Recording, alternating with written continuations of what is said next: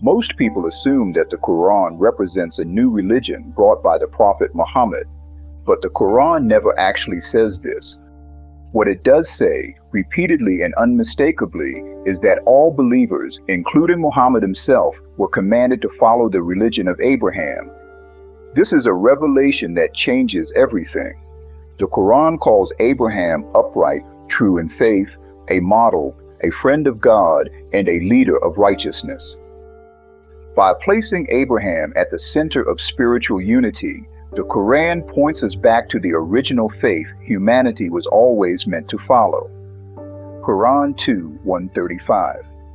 They say, "Be Jews or Christians, then you will be rightly guided." Say, "Nay, we follow the religion of Abraham, the upright, and he was not of the idolaters." This one verse alone overturns centuries of misunderstanding. The Quran does not present a new religion. It revives the universal principles established by Abraham, a religion of pure monotheism, submission to God alone, and moral uprightness. Abraham is not just a historical figure, he is the spiritual blueprint for every true believer. The Quran's repeated command. The emphasis on Abraham is not a minor detail, it is a foundational theme woven throughout the Quran. Quran 2:130. Who turns away from the religion of Abraham except those who debase their souls with folly? Him we chose and rendered pure in this world, and in the hereafter he will be among the righteous. Quran 395-97.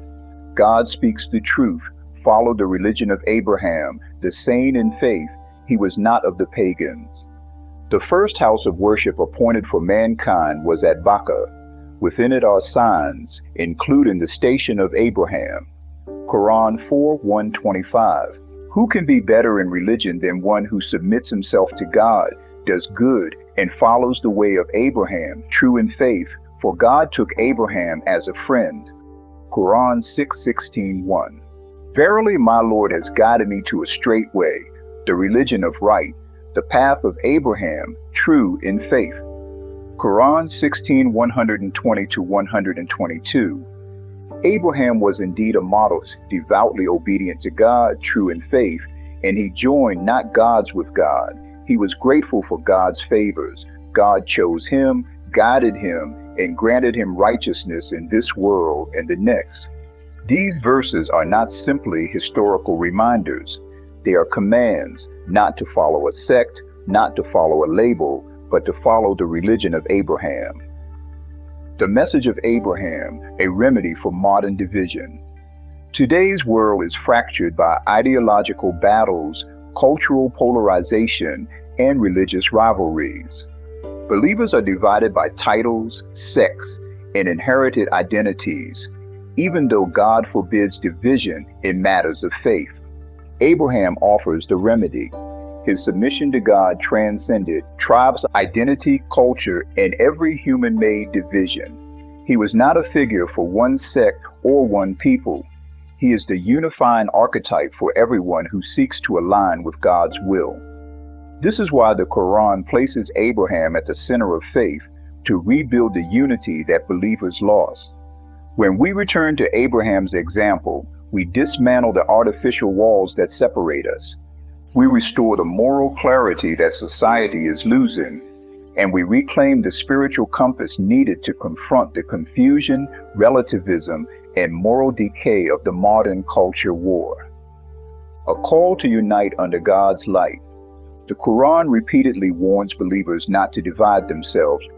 Quran 42:13, Quran 3:19, Quran 23:53, Quran 6:159. Each of these verses condemns sectarianism and urges steadfast unity. This is not merely a theological point. It is a practical necessity for the survival of moral society. Abraham's faith offers what could be called a spiritual restore point. It realigns believers with submission, righteousness, gratitude, justice, and unwavering devotion to God. In a divided world, Abraham calls us back to the light, back to unity, back to truth, back to the religion that God himself established. Conclusion. the living practice of unity. The religion of Abraham is not a new label. It is not another sect. It is not a cultural identity. It is the essence of faith, submission to God alone. Abraham showed humanity how to live this submission, not as an abstract belief, but as a daily practice of righteousness, obedience, and moral courage. In a world torn apart by division, his example is the path to reconciliation and spiritual renewal. It calls us to transcend human barriers and embrace the shared values that unite all believers under one God. When we follow the religion of Abraham, we become agents of healing, restoring truth and light in an age desperate for both.